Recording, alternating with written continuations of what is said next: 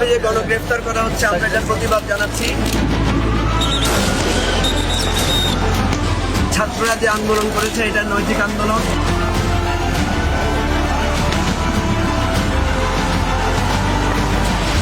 জীবনের ঝুঁকি জেনেও চরম অনিশ্চয়তার মধ্যে অটল থেকে বৈষম্যের বিরুদ্ধে অনড় যে ব্যক্তিকে দেখা যাচ্ছে, তিনি মুজিবুর রহমান মঞ্জু।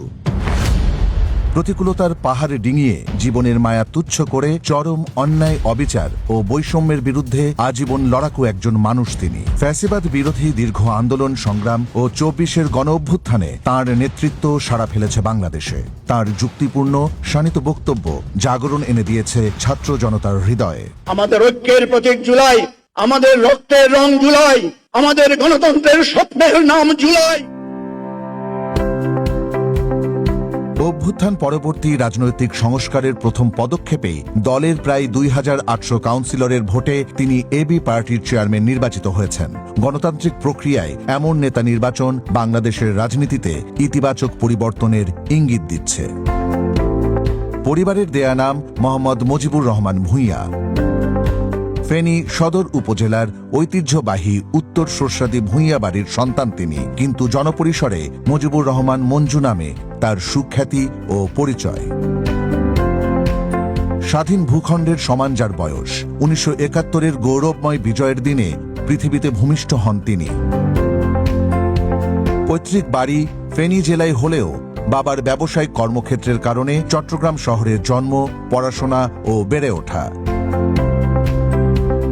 ভাগ্যের নির্মম পরিহাসে মাত্র ২ বছর বয়সে মুক্তিযোদ্ধা বাবাকে হারিয়ে সংগ্রাম শুরু তাঁর পরিবারের। তবে সংস্কৃতিমনা ও সামাজিকভাবে প্রতিষ্ঠিত পরিবার থেকে বেড়ে ওঠায় স্কুল, কলেজ ও বিশ্ববিদ্যালয় পর্যন্ত জীবনের প্রতিটি বাঁকে প্রতিভার ছাপ রাখেন তিনি। চট্টগ্রাম কলেজের জাতীয় বিতর্ক দলের টিম লিডারও ছিলেন মঞ্জু।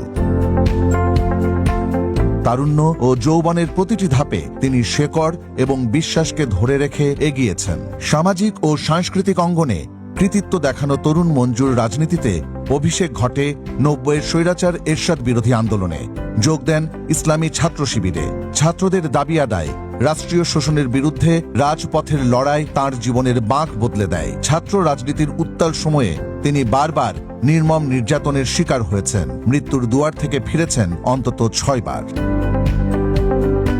এর ধারাবাহিকতায় ২০০৩ সালে ছাত্র শিবিরের কেন্দ্রীয় সভাপতি নির্বাচিত হন। মাত্র ১ বছর পরেই ২০০৪ সালে ছাত্র রাজনীতি থেকে অবসর নেন মঞ্জু। সে বছরই একটি বেসরকারি বিশ্ববিদ্যালয়ে খণ্ডকালীন শিক্ষকতা দিয়ে কর্মজীবনে প্রবেশ করেন। সুস্থ বিনোদন ও সাংস্কৃতিক চর্চার মাধ্যম হিসেবে টেলিভিশন কতটা কার্যকর ও জনপ্রিয় হতে পারে সেটি তিনি করে দেখিয়েছেন।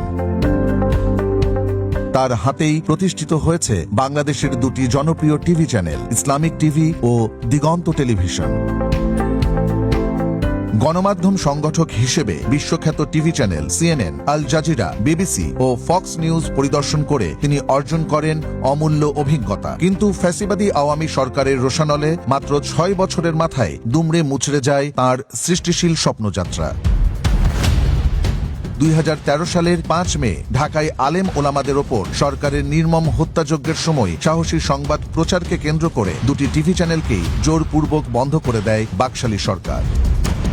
সাংস্কৃতিক লড়াই থেকে নিজেকে বের করে এনে আবার মাঠের রাজনীতিতে সক্রিয় হন তিনি। একই সঙ্গে দলে সংস্কারের প্রকাশ্য দাবি ও যুক্তি তুলে ধরায় নিজ দল জামায়াত এটাকে দলে ভাঙন ও বিশৃঙ্খলা সৃষ্টির প্রয়াস হিসেবে বিবেচনা করে। ২০১৯ সালের ১৪ ফেব্রুয়ারি তার দলীয় সদস্যপদ বাতিল করা হয়। এভাবেই অবসান ঘটে ছাত্র শিবির ও জামায়াতের সাথে তার দীর্ঘ ৩২ বছরের রাজনৈতিক পথচলা। মুজিবুর রহমান মঞ্জু তার নতুন রাজনৈতিক চিন্তার সম্প্রসারণে নিজেকে পূর্ণ মাত্রায় সঁপে দেন। দেশের আনাচে কানাচে ঘুরে বহির্বিশ্বের অভিজ্ঞতা পাঠ করে ২০১৯ সালের ২৭ এপ্রিল তিনি প্রাথমিকভাবে গড়ে তোলেন জন আকাঙ্ক্ষার বাংলাদেশ নামে একটি অধিকার ভিত্তিক রাজনৈতিক প্ল্যাটফর্ম, যার পথ ধরে ১ বছরের মধ্যে প্রতিষ্ঠা করেন সমস্যা সমাধানের নতুন বয়ান, সমৃদ্ধ রাজনৈতিক দল আমার বাংলাদেশ পার্টি, এবি পার্টি, যেখান থেকে নিজেকে সোচ্চার রাখেন গণতান্ত্রিক অভিযাত্রায় রাষ্ট্র সংস্কারের স্বপ্নে। শুধু গণতান্ত্রিক ধারায় নতুন বয়ানের একটি দল গঠন নয়, রাষ্ট্রের সমস্যাগুলো কি এবং তার সমাধানের প্রস্তাবনা উপস্থাপনে অগ্রগামী মঞ্জু। প্রধানমন্ত্রী ও রাষ্ট্রপতির ক্ষমতার ভারসাম্য রক্ষা, বিচার বিভাগকে শক্তিশালী করা এবং রাষ্ট্রযন্ত্রের আমূল পরিবর্তনে তার দেয়া প্রস্তাবনাগুলোই নতুন বাংলাদেশের রাষ্ট্রের দাবি হয়ে উঠে ধীরে ধীরে। শুধু অভ্যন্তরীণ বৈষম্যের বিপক্ষে নয়, পাশাপাশি বিদেশি আগ্রাসন ও আধিপত্যবাদ মোকাবিলা এবং বিশ্বব্যাপী মজলুমের পক্ষে তার জোরালো উচ্চারণ জনমনে দাগ কেটেছে। ডান, বাম, মধ্যপন্থী সকলের নিকট তিনি একজন গ্রহণযোগ্য রাজনৈতিক ব্যক্তিত্ব। রাজনৈতিক সংস্কারের প্রবাদ পুরুষ তুরস্কের রিসেপ তাইয়েব এরদোয়ান, মালয়েশিয়ার আনোয়ার ইব্রাহিম এবং বাংলাদেশের ঐক্যের প্রতীক ডক্টর মোহাম্মদ ইউনূসের তাকে সমৃদ্ধ করেছে বহুমাত্রিকভাবে। রাজনৈতিক বাস্তবতা নিরীক্ষণে তাকে একাধিকবার মার্কিন যুক্তরাষ্ট্র, যুক্তরাজ্য সহ 15টিরও বেশি দেশ ভ্রমণ করতে হয়েছে। বাংলাদেশের সকল মত ও পথের রাজনীতিকদের সাথে তিনি গড়ে তুলেছেন সুস্থ রাজনৈতিক চর্চার সহনশীল বন্ধন। তবে কর্মজীবনের শত ব্যস্ততার মাঝেও সময় পেলে তিনি ছুটে গিয়েছেন পিতৃ ও মাতৃভূমি ফেনীর প্রান্তিক মানুষের কাছে। জাতীয় সংসদে মুজিবুর রহমান মঞ্জুর নির্বাচনী এলাকা ফেনী 2, যেখানকার পুরনো এবং নতুন ভোটাররা অধীর আগ্রহে মুখিয়ে আছেন তাদের একজন যোগ্য প্রতিনিধি নির্বাচিত করতে। বাংলাদেশের সাবেক প্রধানমন্ত্রী বেগম খালেদা জিয়া ফেনীর মেয়ে। তার প্রতি ফেনীর জনগণ বারবার নিখাদ ভালোবাসার প্রমাণ দিয়েছে। শুধু এই কারণে ফ্যাসিবাদী গোষ্ঠী কয়েক যুগ ধরে ফেনীকে বঞ্চিত করে রেখেছে তার ন্যায্য পাওনা থেকে। অবহেলার চরম নজির দেখিয়েছে ফেনীর গণমানুষের প্রতি। অতীতের সেই ধারা কি অব্যাহত থাকবে? ফেনী ও বাংলাদেশ কি আগের মতোই চলবে? না, এভাবে আর চলবে না। কেন তোমরা গুলি করে ছোট ছোট বাচ্চাদেরকে মেরেছো? সার্বভৌমত্বের জায়গায় কিন্তু আমরা সবসময় সোচ্চার ছিলাম। নির্বাচন দেন নাই আপনি। আওয়ামী লীগ যতবার আসবে ততবার মানুষের মনে দগদগে ঘাঁটা জাগ্রত হবে।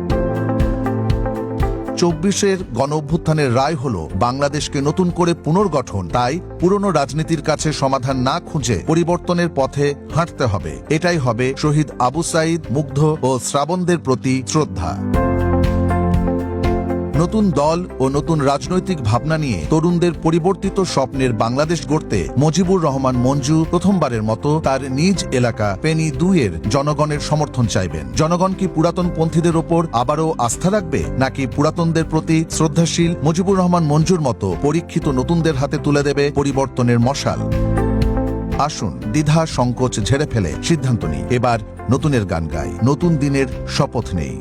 কবির ভাষায় আমরাও বলি, আমরা যদি না জাগি মা, কেমনে সকাল হবে? আমার বাংলাদেশ।